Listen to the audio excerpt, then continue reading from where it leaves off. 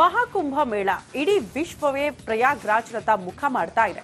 ಇದರ ಯಶಸ್ಸು ವಿಶ್ವದ ಮೂಲೆ ಮೂಲೆಗೂ ತಲುಪಿದೆ. ಆದರೆ ಇದನ್ನ ಸಹಿಸೋದಕ್ಕೆ ಆಗದ ಇಂಡಿ ಕೂಟಕ್ಕೆ ಉರಿ ಶುರುವಾಗ್ಬಿಟ್ಟಿದೆ. ಮಹಾಕುಂಭ ಮೇಳದ ಬಗ್ಗೆ ಖರ್ಗೆ ಆಯ್ತು, ಲಾಲು ಆಯ್ತು, ಇದೀಗ ಮಮತಾ ಬ್ಯಾನರ್ಜಿ ಅವಹೇಳನ ಮಾಡಿದ್ದಾರೆ. ಏನ್ ಹೇಳಿದ್ದಾರೆ ಇಲ್ಲಿದೆ ನೋಡಿ ರಿಪೋರ್ಟ್.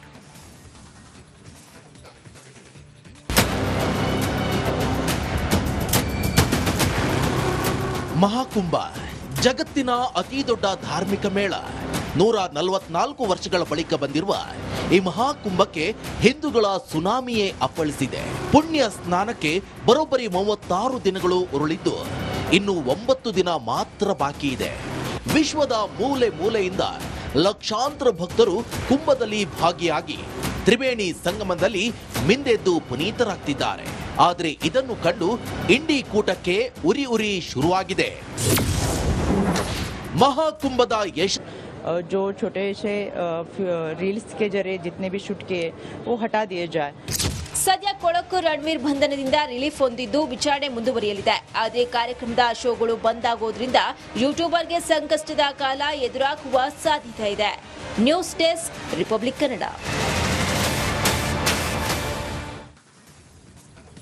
ಮಹಾಕುಂಭ ಮೇಳ ಇಡೀ ವಿಶ್ವವೇ ಪ್ರಯಾಗ್ರಾಜ್ನತ್ತ ಮುಖ ಮಾಡ್ತಾ ಇದೆ. ಇದರ ಯಶಸ್ಸು ವಿಶ್ವದ ಮೂಲೆ ಮೂಲೆಗೂ ತಲುಪಿದೆ. ಆದರೆ ಇದನ್ನ ಸಹಿಸೋದಕ್ಕೆ ಆಗದ ಇಂಡಿ ಕೂಟಕ್ಕೆ ಉರಿ ಶುರುವಾಗ್ಬಿಟ್ಟಿದೆ. ಮಹಾಕುಂಭ ಮೇಳದ ಬಗ್ಗೆ ಖರ್ಗೆ ಆಯ್ತು, ಲಾಲು ಆಯ್ತು, ಇದೀಗ ಮಮತಾ ಬ್ಯಾನರ್ಜಿ ಅವಹೇಳನ ಮಾಡಿದ್ದಾರೆ. ಏನ್ ಹೇಳಿದ್ದಾರೆ ಇಲ್ಲಿದೆ ನೋಡಿ ರಿಪೋರ್ಟ್.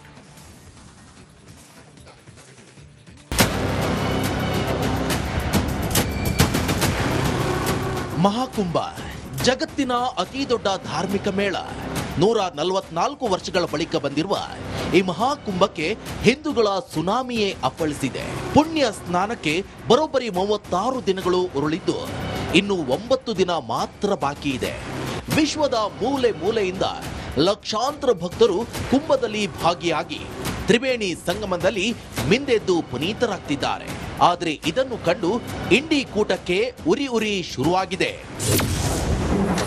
महाकुंभ यश जो छोटे से रील्स के जरिए जितने भी शूट किए वो हटा दिए जाए. ಸದ್ಯ ಕೊಳಕು ರಣವೀರ್ ಬಂಧನದಿಂದ ರಿಲೀಫ್ ಹೊಂದಿದ್ದು ವಿಚಾರಣೆ ಮುಂದುವರಿಯಲಿದೆ. ಆದರೆ ಕಾರ್ಯಕ್ರಮದ ಶೋಗಳು ಬಂದ್ ಆಗೋದ್ರಿಂದ ಯೂಟ್ಯೂಬರ್ಗೆ ಸಂಕಷ್ಟದ ಕಾಲ ಎದುರಾಗುವ ಸಾಧ್ಯತೆ ಇದೆ.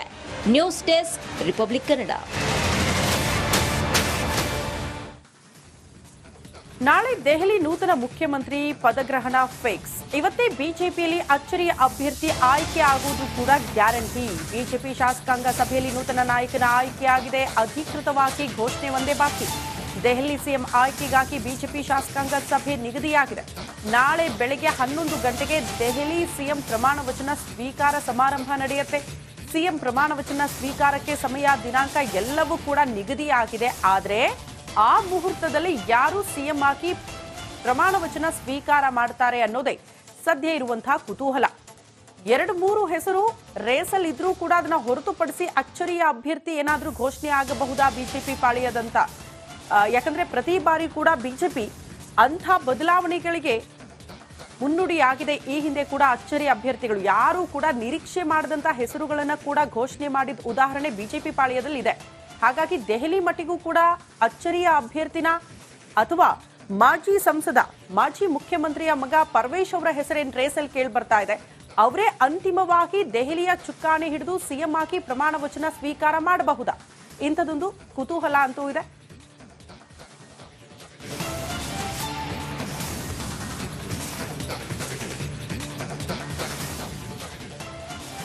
ಶಾಲಾ ಮಕ್ಕಳಿಗೆ ನೀಡ್ತಾ ಇದ್ದ ಚಿಕ್ಕಿಯನ್ನ ಸ್ಥಗಿತಗೊಳಿಸಲಾಗಿದೆ.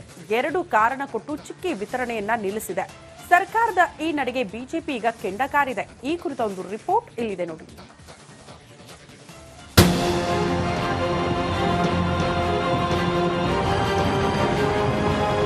ಎಷ್ಟೋ ಜನರ ಬಾಲ್ಯವನ್ನ ನೆನಪಿಸುವ ಶೇಂಗಾ ಚಿಕ್ಕಿ. ಶೇಂಗಾಗೆ ಬೆಲ್ಲದ ಪಾಕ ಕೊಟ್ಟು ಮಾಡುವಂತಹ ಚಿಕ್ಕಿ ಮನೆ ಮಕ್ಕಳ ಹೃದಯವನ್ನ ಕದ್ದ ಸಿಹಿ ತಿನಿಸು. ಬಡವರ ಬಾದಾಮಿ ಈ ಚಿಕ್ಕಿಗೆ ಸರ್ಕಾರ ಗೇಟ್ ಪಾಸ್ ಕೊಟ್ಟಿದೆ.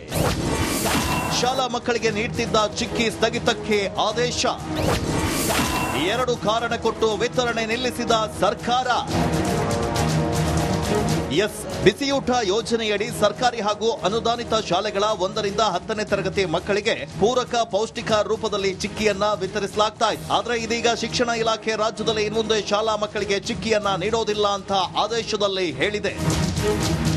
ಧಾರವಾಡ ಮತ್ತು ಕಲಬುರಗಿಯಲ್ಲಿರುವಂತಹ ಶಾಲಾ ಶಿಕ್ಷಣ ಇಲಾಖೆಯ ಆಯುಕ್ತರು ಶಾಲಾ ಮಕ್ಕಳಿಗೆ ನೀಡಲಾಗ್ತಾ ಇರುವಂತಹ ಚಿಕ್ಕಿಯಲ್ಲಿ ಕೊಬ್ಬಿನ ಅಂಶ ಮತ್ತು ಸಕ್ಕರೆ ಅಂಶ ಅಧಿಕವಾಗಿದೆ ಅಂತ ಹೇಳಿದ್ದಾರೆ. ನಿಗದಿತ ಪ್ರಮಾಣದಲ್ಲಿ ಚಿಕ್ಕಿಯು ಲಭ್ಯವಾಗ್ತಾ ಇಲ್ಲ. ಅಲ್ಲದೆ ಇದನ್ನ ಸಮರ್ಪಕವಾಗಿ ಸಂಗ್ರಹಿಸದೇ ಇರುವುದು ಹಾಗೂ ಅವಧಿ ಮೀರಿದ ಚಿಕ್ಕಿಗಳನ್ನ ಮಕ್ಕಳಿಗೆ ನೀಡ್ತಾ ಇರೋದು ಕಂಡು ಬಂದಿದೆ. ಈ ಎಲ್ಲ ಸಂಗತಿಗಳು ಮಕ್ಕಳ ಆರೋಗ್ಯದ ಮೇಲೆ ವ್ಯತಿರಿಕ್ತ ಪರಿಣಾಮ ಬೀರಬಹುದು. ಹಾಗಾಗಿ ಚಿಕ್ಕಿ ವಿತರಣೆ ಸ್ಥಗಿತಗೊಳಿಸಿ ಮೊಟ್ಟೆ ಅಥವಾ ಬಾಳೆಹಣ್ಣು ಮಾತ್ರ ವಿತರಿಸಲು ಶಿಕ್ಷಣ ಇಲಾಖೆ ಆದೇಶಿಸಿದೆ.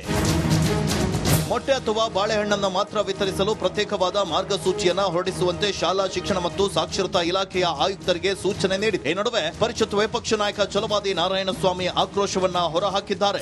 ಈಗ ನೋಡ್ತೀವಿ ಏನೋ ಪಾಪ ಆ ಮಕ್ಕಳಿಗೆ ಕೊಡ್ತಾ ಇದ್ದಿದ್ದು ಆ ಚಿಕ್ಕಿ ಎಲ್ಲಕ್ಕೂ ಚುಕ್ಕಿ ಇಟ್ಟಾಯ್ತು. ಈ ಚಿಕ್ಕಿಗೂ ಇವಾಗ ಚುಕ್ಕಿ ಇಟ್ಟಾಗೋಯ್ತು. ಇನ್ನೇನು ಉಳಿಸಿದ್ದಾರೆ ಇವರು? ಚಿಕ್ಕಿ ಬದಲಿಗೆ ಮೊಟ್ಟೆ ಅಥವಾ ಬಾಳೆಹಣ್ಣು ವಿತರಣೆ.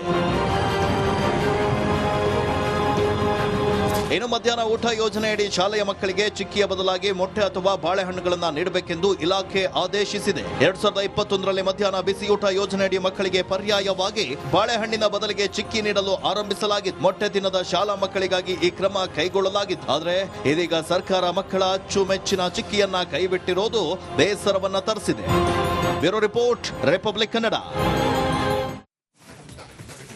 ಮಹಾಕುಂಭ ಮೇಳ ಇಡೀ ವಿಶ್ವವೇ ಪ್ರಯಾಗ್ರಾಜ್ನತ್ತ ಮುಖ ಮಾಡ್ತಾ ಇದೆ.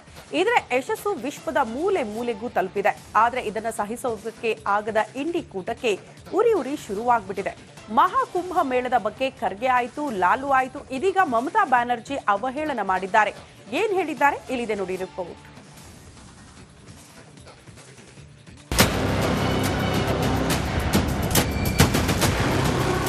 ಮಹಾಕುಂಭ ಜಗತ್ತಿನ ಅತಿ ದೊಡ್ಡ ಧಾರ್ಮಿಕ ಮೇಳ. 144 ವರ್ಷಗಳ ಬಳಿಕ ಬಂದಿರುವ ಈ ಮಹಾಕುಂಭಕ್ಕೆ ಹಿಂದೂಗಳ ಸುನಾಮಿಯೇ ಅಪ್ಪಳಿಸಿದೆ. ಪುಣ್ಯ ಸ್ನಾನಕ್ಕೆ ಬರೋಬ್ಬರಿ 36 ದಿನಗಳು ಉರುಳಿದ್ದು ಇನ್ನು 9 ದಿನ ಮಾತ್ರ ಬಾಕಿ ಇದೆ. ವಿಶ್ವದ ಮೂಲೆ ಮೂಲೆಯಿಂದ ಲಕ್ಷಾಂತರ ಭಕ್ತರು ಕುಂಭದಲ್ಲಿ ಭಾಗಿಯಾಗಿ ತ್ರಿವೇಣಿ ಸಂಗಮದಲ್ಲಿ ಮಿಂದೆದ್ದು ಪುನೀತರಾಗ್ತಿದ್ದಾರೆ. ಆದರೆ ಇದನ್ನು ಕಂಡು ಇಂಡಿ ಕೂಟಕ್ಕೆ ಉರಿ ಶುರುವಾಗಿದೆ. ಮಹಾಕುಂಭದ ಯಶ जो छोटे से रील्स के जरिए जितने भी शूट किए वो हटा दिए जाए. ಸದ್ಯ ಕೊಳಕು ರಣವೀರ್ ಬಂಧನದಿಂದ ರಿಲೀಫ್ ಹೊಂದಿದ್ದು ವಿಚಾರಣೆ ಮುಂದುವರಿಯಲಿದೆ. ಆದರೆ ಕಾರ್ಯಕ್ರಮದ ಶೋಗಳು ಬಂದ್ ಆಗೋದ್ರಿಂದ ಯೂಟ್ಯೂಬರ್ಗೆ ಸಂಕಷ್ಟದ ಕಾಲ ಎದುರಾಗುವ ಸಾಧ್ಯತೆ ಇದೆ. News desk, republic Kannada.